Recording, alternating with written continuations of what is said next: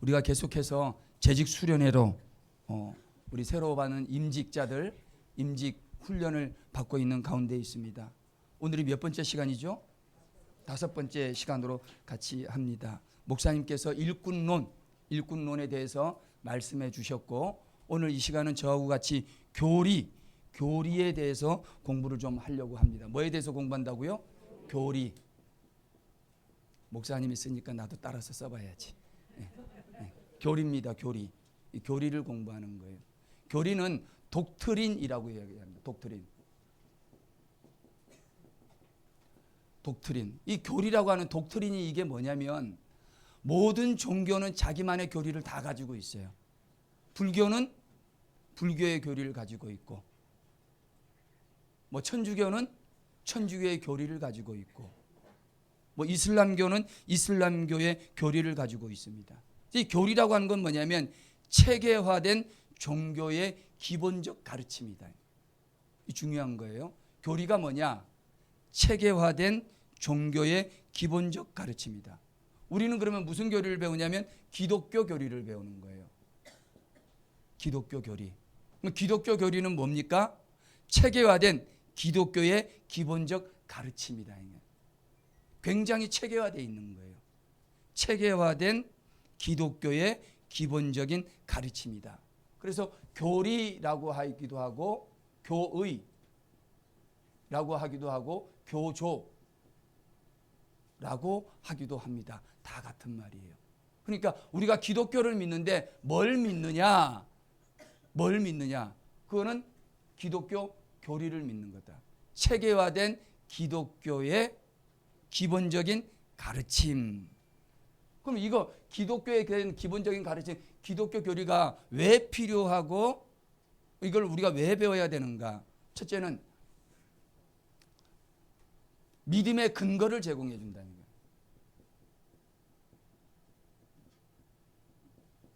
믿음의 근거를 제공해 준다. 그러니까 기독교가, 여러분, 너 뭐 믿어? 교회 가서 뭘 믿어? 왜 믿어? 뭘 믿어? 그럼 무엇을 믿는다는 거예요? 믿음의 근거가 되는 것을 믿는다는 거예요. 여러분 믿는데 뭔가 근거가 있지 않습니까? 어떻게 믿어야 됩니까? 그냥 믿어. 어떻게 믿으면 됩니까? 잘 믿어. 어떤 분이 그랬잖아요. 어떻게 믿어야 되니까 덮어놓고 믿어. 덮어놓고 믿어. 그러면 안 되고, 덮어놓고 믿으면 잘못 믿는 거예요. 제가 조금 이따가도 말씀드리겠지만 기독교에 왜 이단이 많이 생기는지 아십니까? 덮어놓고 믿었기 때문에. 원래 그래서 예수 믿는 거는요, 덮어놓고 믿는 게 아니라 이렇게 펼쳐놓고 믿어야 돼요. 중요한 말씀이에요. 덮어놓고 믿으면 하나님의 말씀을 모르거든요. 펼쳐놓고 믿는다는 것은 내가 말씀을 보고 믿는다는 거예요. 말씀을 보고 말씀을 듣고 말씀을 배워서 믿는 사람들은 이단에 빠지겠습니까? 안 빠지겠습니까? 절대로 안 빠져요. 절대로 안 빠집니다. 그러니까 덮어놓고 믿으면 안 되고 어떻게 믿어야 된다? 펼쳐놓고 믿어야 된다. 펼쳐놓고 믿어야 된다. 그래서 믿음의 근거를 제공해 줍니다. 두 번째, 왜 우리가 교리를 배워야 되느냐? 믿음 생활하면서 가치 판단의 기준을 제공해 주는 거예요.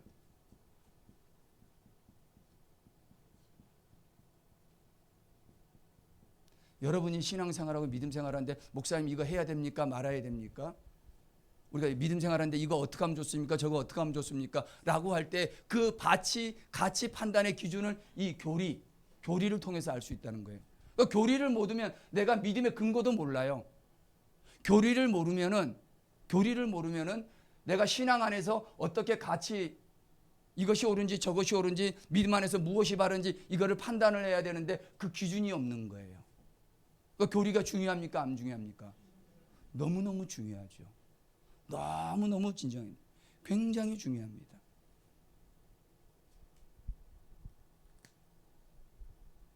그런데 현대 교회에서는 교리 공부를 잘 안 합니다. 교리 공부를 잘 안 가르쳐요.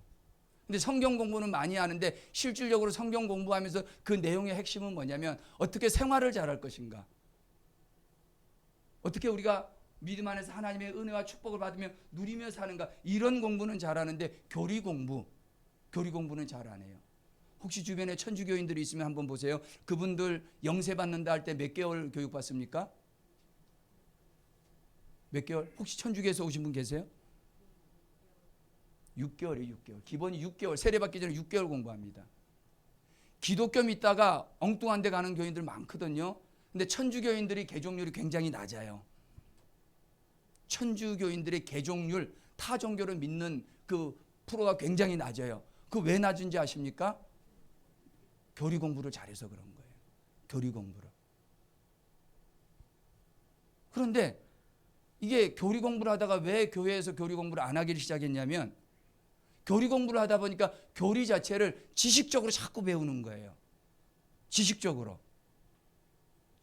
배우다 보니까 이게 하나의 교리로서 하나님을 사랑하고 하나님을 알아가는 방편이 되는 게 아니라 머리에 쌓여지는 지식이 되기를 시작했다는 거예요.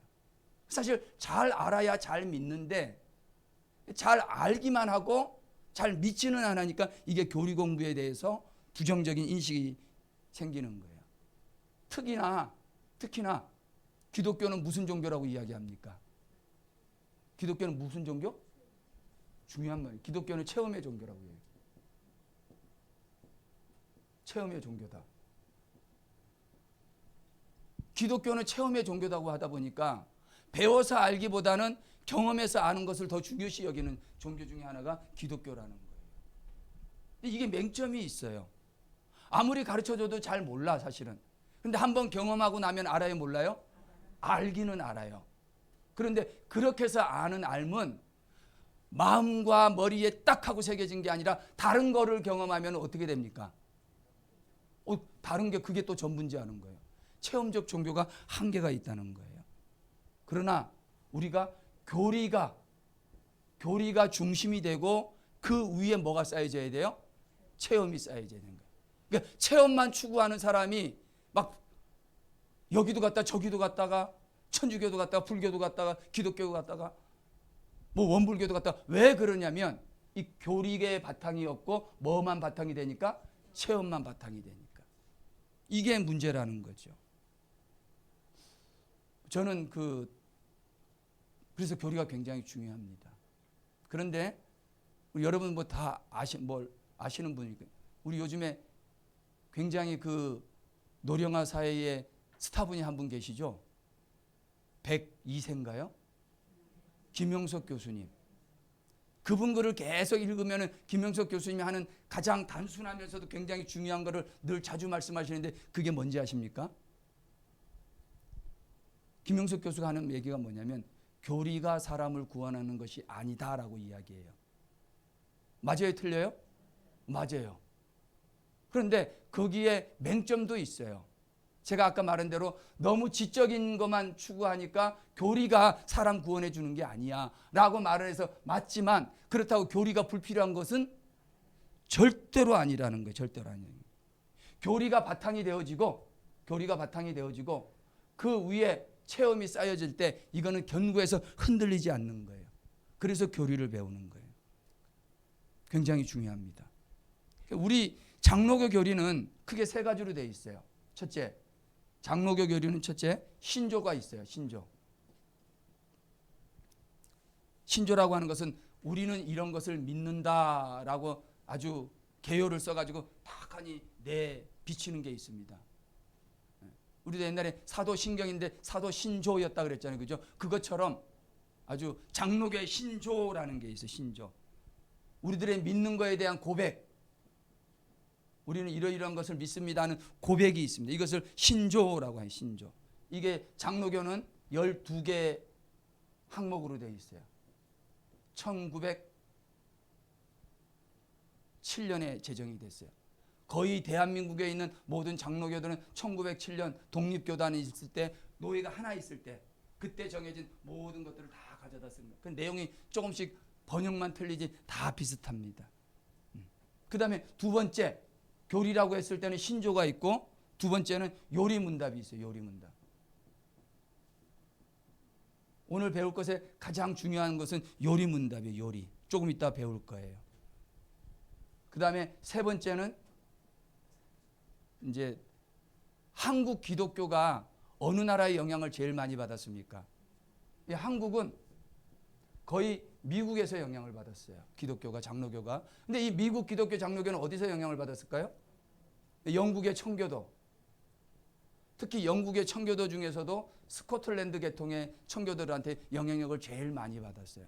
그런데 이 영국 교회가 어려움이 있을 때 1600년대에 굉장히 혼란스럽고 어려웠을 때 우리가 교회가 이렇게 되면 안 되겠다고 교회에서 한 3년 정도 모여가지고 회의를 해가지고 굉장히 중요한 교리, 웨스트민스터 신앙 고백이라는 거, 이거를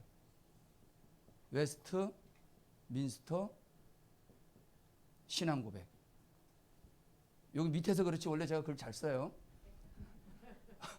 웨스트민스터 신앙 고백이에요. 그래서 이 영국에서 웨스트민스터 신학이 미국으로 오는 청교도들한테 들어왔고, 이 미국 선교사들이 우리나라에 들어갈 때 이 웨스트민스터 신학을 그대로 사용하기를 시작했고, 우리나라의 모든 대부분의 장로교회들이 그 웨스트민스터 신학을 기본으로 해가지고, 제가 지금 이게 헌법책이에요. 헌법. 이 안에는 교회에 관한 것도 있고 우리가 공부하는 신조와 요리문답과 웨스트민스터가 여기 다 안에 담겨져 있어요. 그래서 장로교는 웨스트민스터 신앙 고백을 제일 중요하게 여기고요. 그리고 웨스트민스터의 신앙 고백을 요약해 놓은 게 있어요. 그것을 문답 형식으로 만들어 놨는데 그걸 요리문답이라고 해요. 그러니까 특히 이제 또 좀 자세하게 좀 이따 다시 얘기하겠지만 이 요리문답도 대요리문답이 있고 소요리문답이 있어요. 소요리문답이 있다. 좀 이따 또 설명을 좀 해드릴게요. 이거 지워도 되겠죠, 그죠? 잘 안 지워지네. 그냥 이렇게 대충 지우고.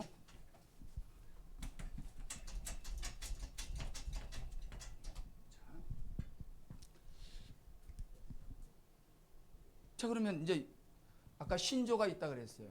그 내용은 어디가 다 출발점이냐면 웨스트민스터 신앙 고백이 출발점이에요. 거기서 신조도 나오고 요리문답도 나오고 다 합니다. 그래서 오늘 신조라고 하는 것은 신조는 굉장히 포괄적이에요. 굉장히 개념이 넓게 잡혀 있다는 거예요. 요리문답을 다 배우고 나면 그걸 좀 압축시켜 놓으면 신조가 나오거든요. 제일 중요한 게 요리문답이에요. 요리문답. 자, 근데 이 요리문답, 요리가 뭐예요? 너무 빨리 맞춰보니까 재미가 없네. 어떤 사람이 요리. 맞아요. 이 요리가 아니냐? 이거는 요리사 할 때 요리고 그 요리가 아니고 중요한 거. 네, 이 요자. 요리문답 할 때 아주 그래서 여러분들이 여기 보면은 영어로 뭐라고 써져 있어요? 요 밑에 조그맣게. 쇼터 카테키즘이라고 써져 있죠. 쇼터라는 건 아주 짧게 했다는 얘기예요. 그러니까 소요리예요. 그거를 소요리 문답이라고 이야기를 합니다. 이 소는 이런 소가 아니고 이런 소가 아니고 작은 요리 문답이다. 왜 또 작은 요리 문답이냐 하는 얘기가 또 나옵니다. 자, 이렇게 요리 문답을 만든 이유는 뭐냐면 기독교 신앙의 중요한 내용을 가르치고 배우기 위해서. 기독교 신앙의 중요한 내용을 가르치고 배우기 위해서. 두 번째는 신앙을 공개적으로 고백할 때 사용하기 위해서. 요리문답이 나온 이유 첫 번째는 가르치고 배우기 위해서. 기독교의 중요한 교리를 가르치고 배우기 위해서. 두 번째는 공개적으로 고백할 때 사용할 수 있도록 만들어주기 위해서. 이 두 가지 목적 때문에 그렇게 이야기했다는 거예요. 신앙의 중요한 내용을 문답식으로 정리해서 요약한 거예요. 우리가 캐톨릭에서 6개월 했다 그랬잖아요. 초대교회 당시 신약 성경이 기록될 그 당시에는 카테키즘이라고 해가지고 가르치는 교리교육 시간이 있는데 세례를 받기를 원하는 사람은 1년 동안 그걸 받아야 되는 거예요. 우리는 뭐 장로님 되고 권사님 돼도 뭐 우리 10주 하죠. 10주면 우리 굉장히 많이 하는 거예요. 근데 초대교회는 뭐만 받아도 세례만 받아도. 우리 세례 문답 교육이 원래 카테키즘이에요. 초대교회는 그렇게 했어요. 그 교육을 다 하고 난 다음에 그 교육 받은 사람한테 사람을 파송해요. 그 동네 그 사람에게. 그리고 딱 관찰을 합니다. 저 사람이 저기서 세례받고 저기서 이제 할 사람인데 동네에서 요거 안 얻어먹고 제대로 잘 살고 있나 그것까지 다 파악해서 그 다음에 세례를 주는 거예요. 굉장히 그만큼 교리 교육이 중요하다라는 거예요. 근데 초대교회 이후에 그게 다 사라졌어요. 언제까지 사라졌느냐? 1500년대 종교개혁 때까지 사라졌어요. 그러니까 교리를 잘 모르죠. 초대교회들은, 중세교회 교인들은요, 성경을 마음대로 읽었어요, 못 읽었어요? 못 읽었어요. 완전 이거. 이게 뭐죠? 일자무식. 뭐에 대해서? 성경에 대해서. 안 가르쳐 주니까. 라틴 말로 써놓고 이건 누구만 읽어요? 사제들만 읽는 거야. 수도사들만 읽는 거야. 성경도 없어요. 나중에 이제 독일어로 번역이 되고 또 영어로 번역이 되고 난 다음에 책을 만들어 가지고 그제서야 일반 평신도들도 성경을 읽을 기회가 주어졌다라는 거예요. 그래서 1600년대에 정확하게 1648년도에 이 웨스터민스터 신앙 고백이 만들어지게 됩니다. 3년, 4년, 5년, 6년, 7년, 8년 거의 6년이 걸렸네요. 6년 동안 회의를 하고 거기에 여러 목사님들하고 영주들까지 다 모여가지고 회의를 하고 이 모든 것을 거쳐서 하나하나 만들어 나가게 된 겁니다. 그러면 요리문답인데요. 그러면 대요리 문답이 있고 소요리 문답이 있어요. 대요리 문답은 문장이 총 문항이 196개예요. 대요리 196개. 소요리 문답은 107개. 왜 107개일까? 불교는 이건데.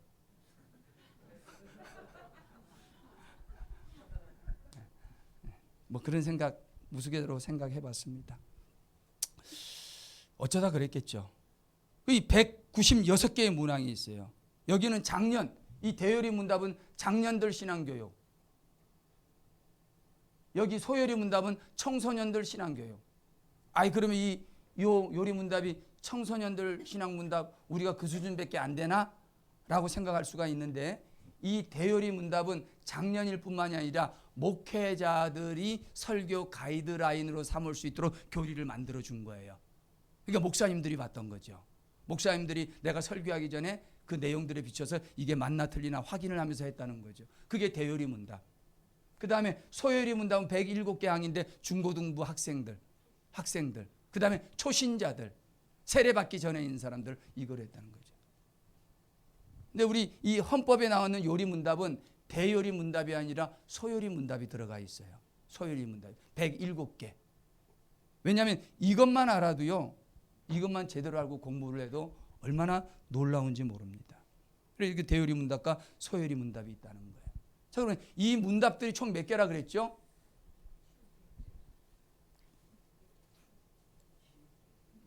이 문항이 총 몇 개라고 말씀드렸습니까? 108개요? 대답을 안 하시니까 모르시는지 알고 107개. 자, 이 107개를 좀 내용을 분류해서 제가 좀 적어봤어요. 화면을 한번 볼까요?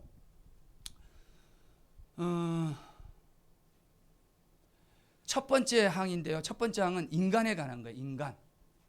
인간의 목적이 뭐냐, 사람의 목적이 뭐냐라는 거고, 두 번째는 2번과 3번 항문인데 성경의 규범성과 교훈성, 성경에 대해서요. 두 번이죠. 1번 인간, 2번 성경.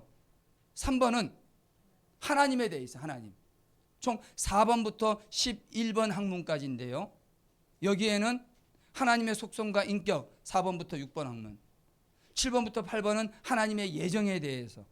9번부터 11번은 하나님의 창조와 섭리에 관해서. 그러니까 하나님에 대해서 뭉뚱그려서 그렇게 돼 있다 하는 것을 보게는 되겠습니다. 자, 그 다음은 네 번, 제가 이 숫자를 3-2로 돼 있는데 뭐 상관없습니다. 하나님과 인간에 대해서 돼 있어요. 그게 12번 항문부터 20번 항문까지. 이게 좀 중요합니다. 12번 항은 행위 언약에 대해서 돼 있고 13에서 19까지는 인간의 범죄와 타락에 대해서, 20번이 은혜 언약에 대해서 돼 있어요. 여기 학문이 굉장히 중요합니다. 제가 오늘 이비인후과를 갔더니 말할 때 톤 높이지 말고 쫙 깔아서 얘기하라는. 3번은 하나님과, 그래야 목이 안 쉰다는 거예요. 그럼 뭐 어떡합니까? 그렇게 말을 못 하는데. 12번은 행위 언약에 대해서, 20번은 은혜 언약에 대해서. 이게 너무너무 중요한 거예요. 이게 하나님과 인간에 관한 거고, 그 다음에 네 번째가 구원에 대해서.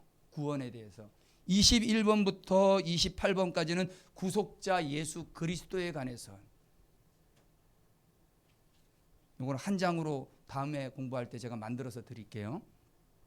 이걸 다 보면은 이렇게 구별되어져 있지 않거든요. 제가 항목을 분류해서 해본 겁니다. 29하고 30은 성령의 구속 적용 사역에 대해서, 성령이 어떻게 구속하는데 구속사에 관여를 하는가 하는 거죠. 31번부터 38번은 구원의 과정에 대해서 교리들이 쭉 되어 있습니다. 그다음에 큰 다섯 번째는 39번부터 81번까지 십계명에 대해서. 제가요, 이 교리 공부를 준비를 하면서 깜짝 놀란 게 이거예요. 십계명에 대해서.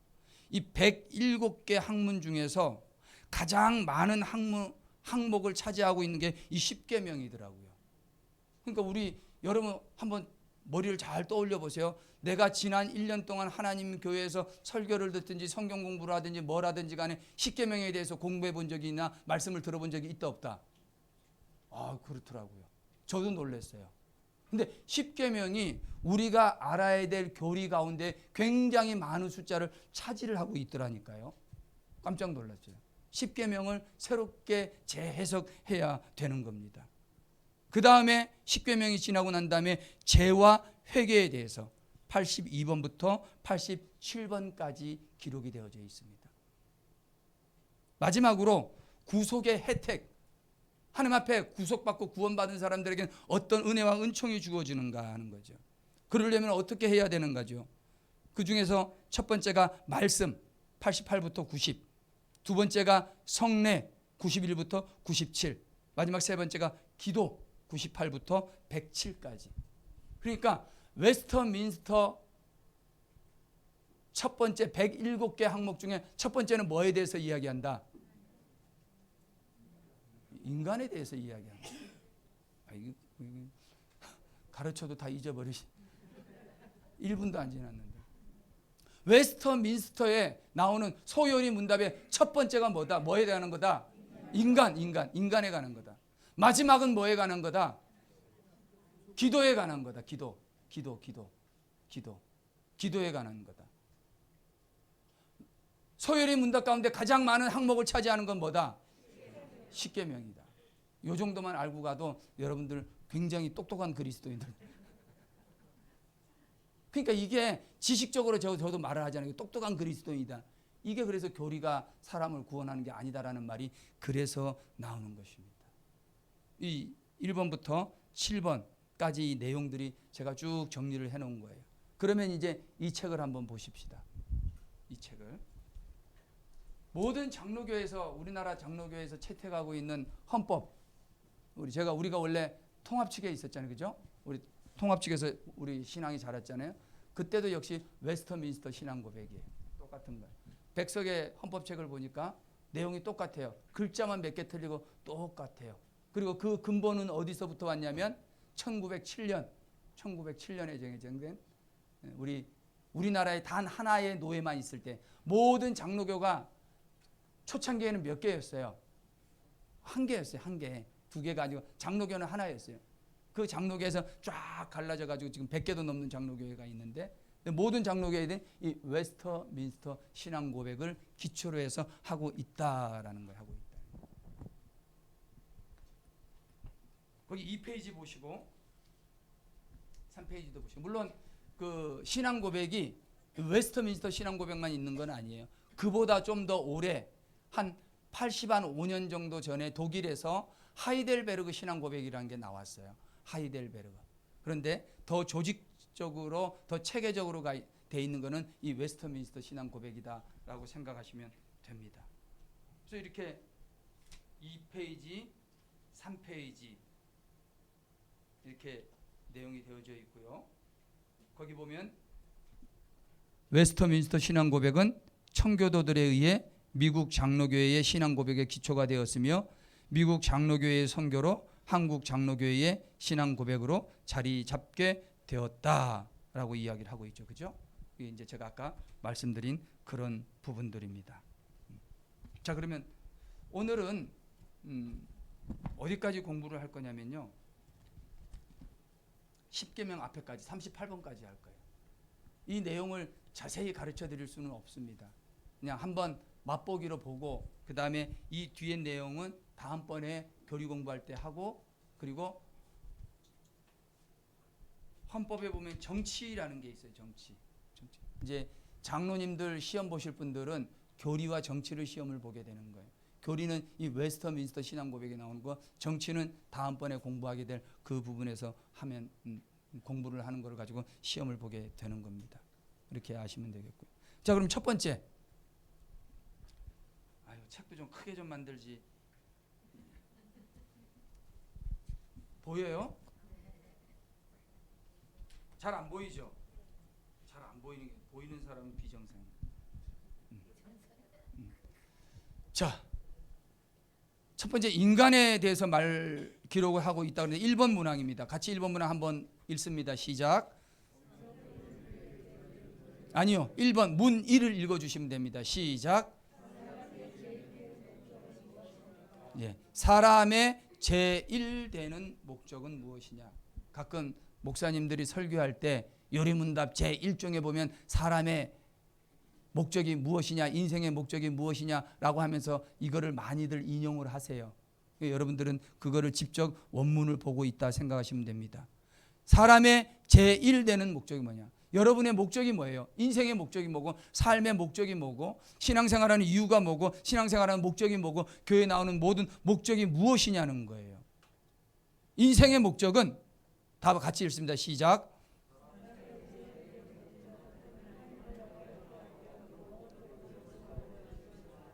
이제 사람의 목적은 하나님을 영화롭게 하고 영원토록 그를 즐거워하는 것이다.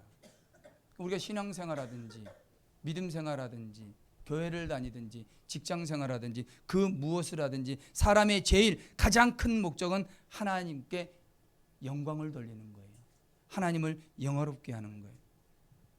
다 성경 찾을 수는 없지만 첫 번째 문항이니까 성경을 한번 찾아볼게요. 고린도전서 10장 31절.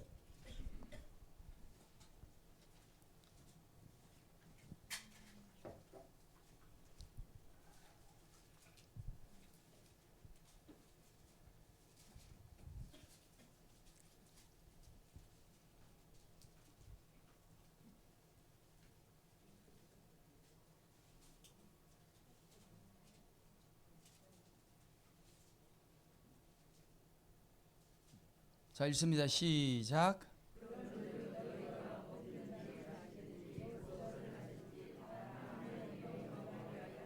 예, 인생의 목적이에요. 그런지 너희가 먹든지 마시든지 회사 나가서 일을 하든지 장사를 하든지 신앙생활을 하든지 교회 와서 예배를 드리든지 인생의 목적, 사람의 제일 되는 목적은 하나님을 영화롭게 하는 것, 하나님께 영광을 돌려드리는 것, 이것이 사람의 목적이다.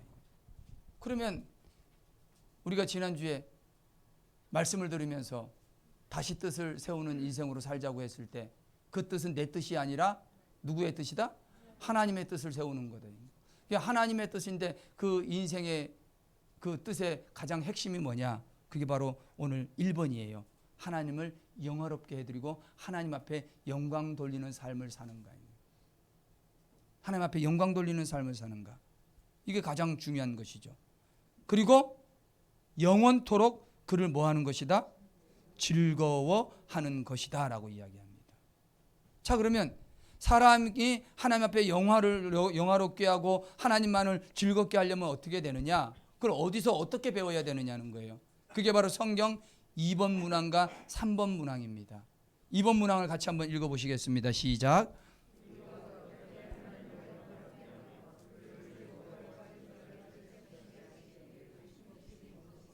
예, 우리가 어떻게 하나님을 영화롭게 할 수 있습니까? 우리가 어떻게 하나님 때문에 즐거워할 수 있습니까? 이거를 가르쳐 주시는 법칙이 뭐냐는 거, 법칙이. 뭡니까? 하나님의 말씀이다. 하나님의 말씀. 오늘 아침에 새벽기도 말씀이 역대하 2장, 역대하 2장 맞아요. 역대하 2장. 역대하 2장을 보니까 솔로몬이 후람에게 편지를 보내면서 두로 왕에게 편지를 보내면서 우리가 하나님의 성전을 좀 지으려니까 좀 도와줬으면 좋겠다. 그러면서 편지를 썼는데 그 내용이 뭐냐면 성전 하나님의 이름을 위하여 이 건축한 이 성전을 구별하여 드리고 구별해서 하나님 앞에 드리고 그 다음에 새벽기도 오신 분 빨리 말해야지. 아침에 뵙는. 그 다음에 항상 향이 켜져 있게 하고 그 다음에 항상 뭐가 진설되어 있게 하고 떡을 드리고 그리고 거기서 뭘 드리고 번제를 드리고 그러니까 거기에 보면은 떡이 무엇이라고 말씀을 드렸습니까? 하나님의 말씀이다. 말씀. 그러니까 하나님의 교회라고 하는 것 그것은 하나님의 교회는 구별된 장소다. 여러분 내가 세상에서 어떻게 구르면서 살아도 괜찮아요. 내 삶의 방식, 사고방식, 내 스타일이 세상에서는 어때도 다 괜찮아요.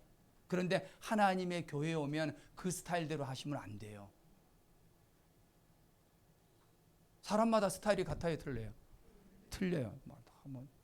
성격은 같아요, 틀려요? 성격도 다 틀려요. 성깔 있는 사람도 있고 성깔 없는 사람도 있고 다 틀려요. 그런데 그런 모든 모습이 있다 할지라도 하나님의 교회에 와서는 그런 모습을 가지고 신앙생활하면 안 된다는 거예요. 왜? 하나님의 교회는 구별되어 있는 장소이기 때문에. 그리고 그 구별된 장소를 하나님 앞에 드리는 거예요. 드렸는데 거기에는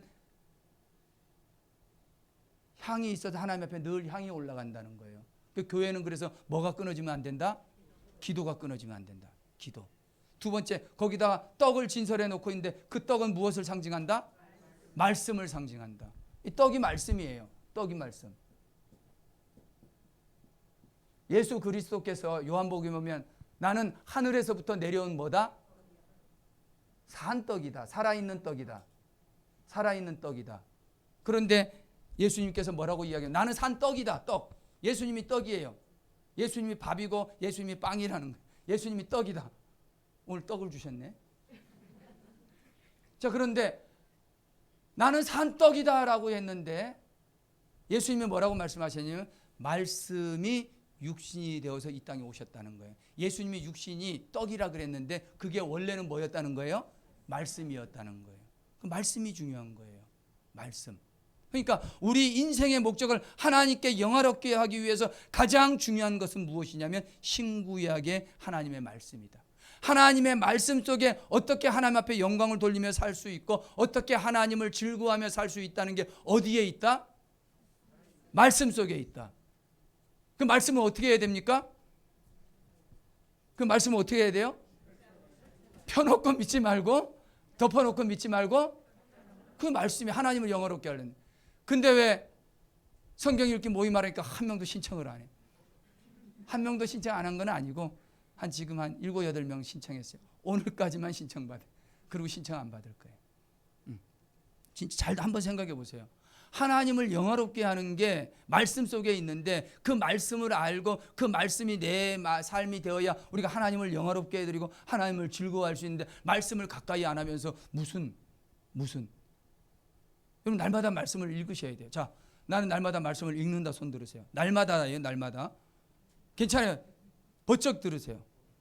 다시. 그럼 난 날마다 성경 안 읽는다 들으면 아무도 안 들을 거 아니에요. 그러니까 나는 날마다 성경 읽는다 손 들으세요. 날마다. 우리 김정태 형제님 왜 손 안 드세요? 빨리 드세요. 내리세요. 날마다 성경을 읽어요. 우리 죄송한데 우리 세 가족이 얼마 전에 등록을 했잖아요. 우리 남편분 우리 실명을 거론해서 미안한데 우리 한예숙 자매님 부군께서 우리 김청태 형제님이 등록을 딱 했잖아요. 그죠? 새신자잖아요. 날마다 아침마다 일어나 가지고 성경 읽는다는 거예요. 아주 잠도 들 겠는데 불 꺼놓고 성경 읽어서 귀찮아 죽겠다는 거예요. 그렇게 열심히 성경을 읽는 거예요. 막 물어보고 성경을 읽어야 돼요. 왜? 거기에 하나님을 영화롭게 하는 삶의 방법이 있으니까. 성경을 읽어야 되는 거예요. 자, 그러면 3번 같이 한번 읽어보십시다. 시작. 성경이 가르쳐주는 것은 무엇인가? 읽습니다. 시작. 성경은 주로 사람이 하나님께 대하여 어떻게 믿어야 하면, 자, 어떻게 믿어야 되면. 그러니까 예수 잘못 믿는 사람은 뭘 몰라서 못 믿는 거예요? 성경을 모르니까. 성경을 모르니까. 어떻게 이걸 가르쳐 준다는 거예요. 두 번째, 하나님이 사람에게 요구하는 의무가 무엇인가? 의무. 예수 믿는 사람들 보면은 정말 왜 이렇게 내놓으라는 게 많고 요구하는 게 많은지 모르겠어요. 꼭 교회 빚 받으러 온 사람들 같아요. 뭐 이거 해 주십시오, 저거 해 주십시오. 근데 그거는 권리인데요. 성경을 읽게 되면 권리가 나와 있는 게 아니라 뭐가 나와 있다고? 이거는 내가 말하는 게 아니라 여기서 가르쳐 주는 거예요. 언제 배우겠어요? 그러니까 성경이 우리에게 말하는 것은 어떻게 믿어야 되며 어떻게 의무를 감당할 것인가를 말하고 있다는 거예요. 이게 말씀이에요. 이걸 모르는 사람은 뭘 안 읽어서 그래? 성경을 안 읽어서 그러는 거예요. 성경을 읽으세요. 성경 속에 길이 있습니다. 성경 속에 길이 있다니까요. 성경 속에 길이 있는 거예요. 자, 그 다음에 4번부터 6번 항목에는 하나님의 속성과 신격에 대해서 나와 있어요. 사실 이건 좀 굉장히 어려운 건데요. 한두 번 배워서 될 수 있는 건 아닌데 한번 문본 4번입니다. 함께 읽습니다. 시작. 하나님은 어떤 분이십니까? 하나님은 그의 존재, 지혜, 능력, 거룩, 공의, 선하심, 진리에 있어서 뭐 하시고? 무한하시고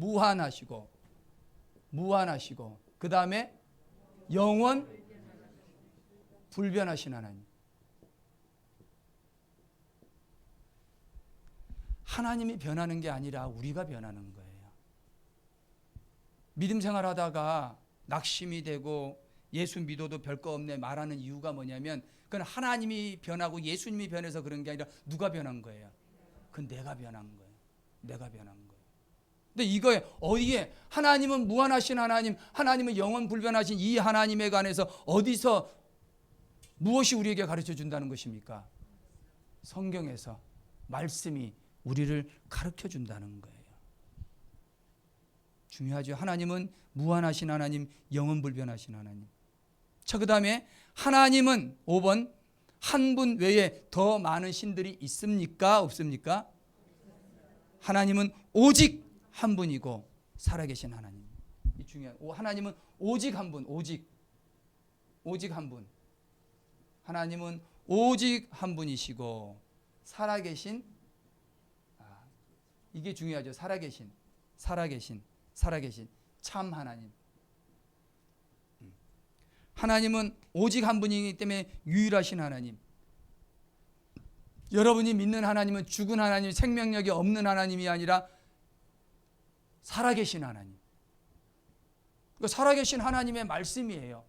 그 살아계신 하나님의 말씀이 내 안에 오면 내가 어떻게 되는 거예요? 살아나는 거지 뭐. 살아나는 거지. 자, 6번 같이 읽습니다. 시작. 우리가 잘 알고 있는 삼위일체에 대해서 이야기하는 거예요. 하나님께서는 성부, 성자, 성령 삼위가 있는데 이 셋이 한 하나님이며 본질이 같고 능력과 영광이 뭐하다? 동등하다. 우리 목사님 통해서 이런 거 너무너무 잘 배웠죠. 삼위일체 하나님, 성부 하나님, 성자 예수님, 성령 하나님, 이 세 분은 동등하다. 그 위에 격이 같고 능력과 영광이 동등하고 본질적으로 한 분이다라는 거죠. 이 내용이에요. 자, 그 다음에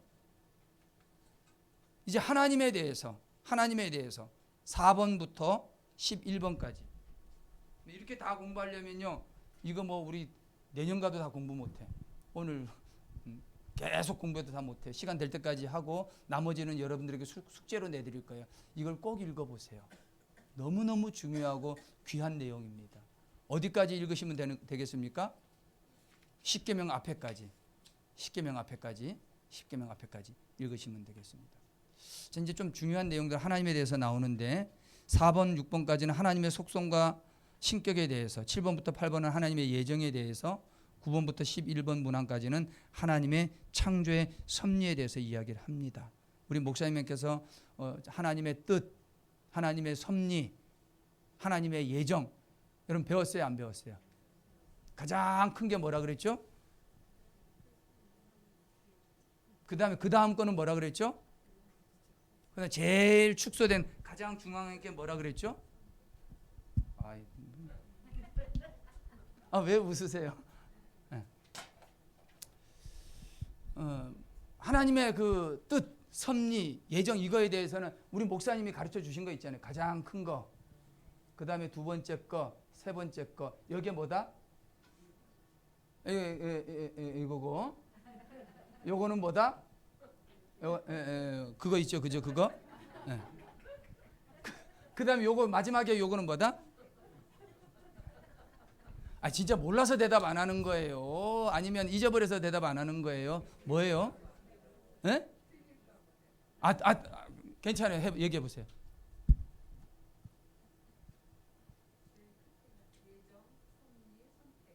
예정, 섭리, 선택. 자, 우리 박명자매님 한번 얘기해 보세요. 뭐예요? 예정, 섭리, 선택. 맞아요?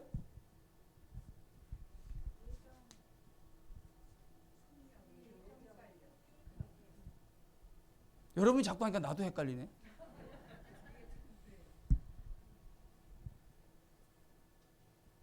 가장 포괄적인 게 하나님의 뜻이다. 그죠? 섭리다. 자, 한번 보십시다. 섭리가 뭐에 대해서 이야기하는지. 11번 한번 보십시오. 11번 읽습니다. 시작. 하나님이 섭리하신 일이란 무엇인가? 하나님의 섭리하시는 일이란 그의 모든 피조물과 그들의 활동을 지극히 거룩하고 지혜롭고 능력 있게 보존하고 다스리는 것이다. 가장 큰 테두리의 가장 넓은 개념 중에 하나라고 보시면 됩니다. 그리고 이 하나님의 섭리가 이루어지는데 좀 더 구체적으로 이루어지는 건 뭡니까? 하나님의 예정. 하나님께서 구원하실 백성들과 하나님이 일하시는 것들과 하나님이 역사하시는 일들에 대해서 다시 요 앞으로 넘어가면 하나님의 예정이란 무엇입니까? 7번 답을 같이 한번 읽어보겠습니다. 시작. 하나님의 예정이란 그가 뜻하시는 바를 따라 정하신 그의 영원한 목적이다. 하나님이 뜻하신 바 영원한 목적이다. 그리고 이렇게 예정이 되어져 있고 이 예정 가운데 하나님의 뭐가 있다 그랬어요? 선택이 있다 그랬잖아요. 하나님이 선택할 때는 악한 사람도 선택해야 안 해요? 선택하죠. 고레스 같은 사람도 선택을 하고 악인도 악한 때 쓰임 받잖아요. 그죠? 그건 다 하나님의 선택이에요. 선택. 그다음 구원받는 우리도 어떻게 되는 거예요? 선택. 이 하나님께서 말씀하신 거. 자, 그러면 8번. 하나님이 그 예정을 어떻게 실행하십니까? 창조와 섭리의 일로 하신다라고 이야기를 했죠. 네, 창조와 섭리의 일로 하신다. 조금 중요하기 때문에 12번까지 사실 20분까지 이거 해야 되는데 큰일 났네. 행위언약 먼저 할게요.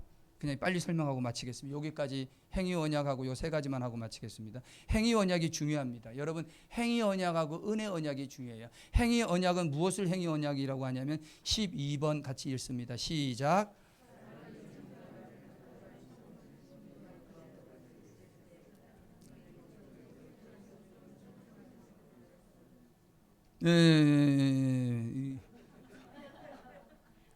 박자를 좀 맞춰서 읽으시면 좋습니다. 답. 하나님이 사람을 창조하셨을 때 완전한 순종을 조건으로 그와 더불어 생명의 언약을 세웠는데 선악과를 먹지 말도록 금하셨고 먹으면 죽게 될 것이라고 말씀하신 것, 이것이 바로 행위 언약이에요. 하나님께서 창조하고 한 동상 가운데 선악을 알게 하는 나무를 두고 이거 먹어라 먹지 말아라. 먹지 말아라. 먹으면 뭐 어떻게 된다? 죽는다라고 했는 게 이게 하나님과의 계약이에요. 약속을 맺은 거예요. 이게 행위 언약이에요. 거기 위에 설명되어 있는 것 제일 밑에 이것은 사람에게 영생을 주시는 하나님과의 생명 계약이다. 이걸 먹지 않으면 사람은 어떻게 됩니까?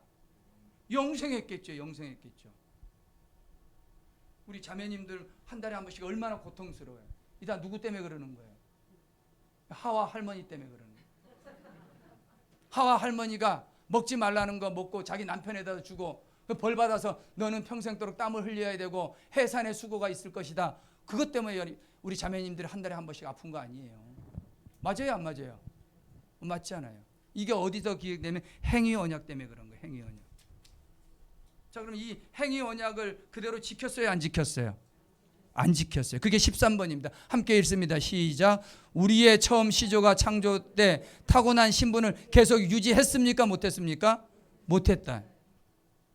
우리들의 처음 시조는 자기들 자신의 의지와 자유를 가졌는데 그것을 가지고 하나님께 죄를 범함으로 하나님의 약속을 깨트림으로 범죄함으로 하나님의 뜻과 반대되는 하나님을 향해서 역행자로 살았기 때문에 그들이 창조 때의 타고난 신분이 어떻게 됐다? 타락해 버리고 말았다. 타락해 버렸다는 거예요. 타락해 버렸다. 금지된 열매를 먹었기 때문에 타락해 버렸다. 이것을 우리는 원죄라고 이야기하는데 16번. 모든 인류가 아담의 처음 범죄 때 함께 타락을 했을까요? 안 했을까요?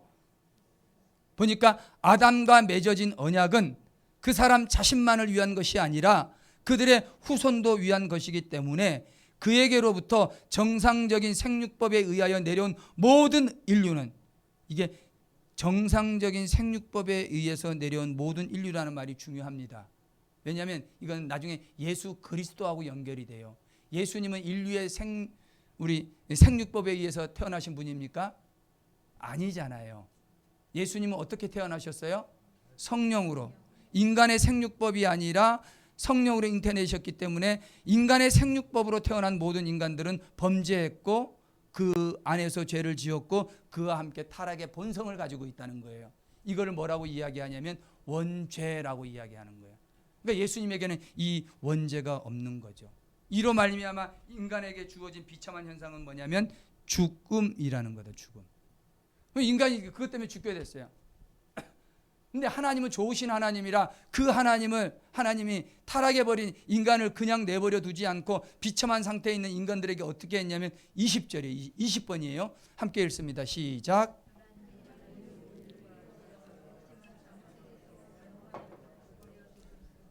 하나님이 모든 인류가 아담 하와뿐만이 아니에요. 모든 인류가 죄와 비참한 상태에서 멸망하도록 그냥 내버려 두셨습니까? 아니다는 거예요. 하나님께서는 오직 그의 선하신 뜻대로 영원 전부터 어떤 아들을 영생애로 택하셔서 이게 누구예요? 예수님. 은혜의 계약으로 들어가게 하셨습니다. 그것은 그들을 한 구속자에 의해서 한 구속자가 누굽니까? 예수 그리스도. 죄와 비참한 상태에서 건져내어 구원의 상태로 끌어올리게 됐다 하는 게 이게 은혜 언약이에요. 자, 중요한 거 배웠죠, 그죠? 행위 언약은 선악과 먹으면 죽는다. 근데 선악과를 먹음으로 모든 인류 안에 그의 죄성이 깃들어져 있어서 모두 다 죄인이었고 그 안에 죄의 본성이 있어서 다 죄인이라는 거예요. 근데 그렇게 되면 그 결과로는 죽을 수밖에 없는데 하나님께서 모든 인류를 그냥 죽음의 상태로 내어버려 둔 것이 아니라 누구를 보내셔서 한 구속자를 보내시고 영생애로 한 사람을 택하셔서 우리를 건져내어 구원의 상태로 들어가게 하셨다는 거예요. 이게 뭐다? 은혜 언약이다라는 거예요. 그래서 21번부터 28번까지는 구속자 예수 그리스도에 대해서 말씀하고 있습니다. 자, 여러분, 그래서 오늘 여러분들께서 21번부터 38번까지를 자세히 읽어오세요. 그 나머지도 다 자세히 읽어오시면 좋습니다. 다음에 시간이 되어져서 공부할 때 앞에 거 복습 한번 하고 나머지들까지 다 마무리할 수 있도록 하겠습니다. 이것이 뭐냐면 기독교 교리다. 기독교 교리다. 기독교 교리다. 그리고 요리문답이다. 요약해 놓은 중요한 이 진리다. 하나님을 잘 믿고 어떻게 하나님의 의무를 행할 수 있는가를 가르쳐주는 귀중한 교리다. 이게 교리입니다, 여러분.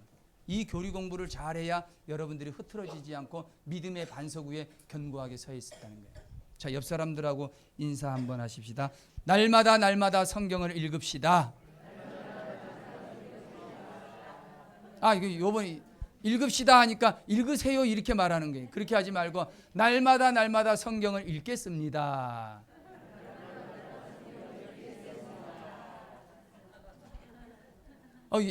이건 저하고 한 약속이 아니라 누구하고 한 약속이에요? 하나님. 날마다 날마다 성경 읽으세요.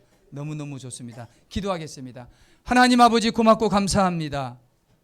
우리들을 택하여 주시고 연약한 인간이지만 하나님의 영광을 위하여 살게 하여 주시고 영원히 하나님을 기뻐할 수 있도록 우리를 불러주신 것 감사합니다. 하나님의 말씀을 바로 배우고 하나님의 말씀을 정확하게 배움으로 말미암아 내가 행위로 말미암아 죽을 수밖에 없지만 은혜로 구원받아 예수 그리스도를 통해서 하나님의 자녀 될 수 있음을 깨닫게 하여 주시니 감사합니다. 우리 모두로 하여금 하나님의 말씀을 통하여 예수 그리스도를 만나게 하여 주옵소서.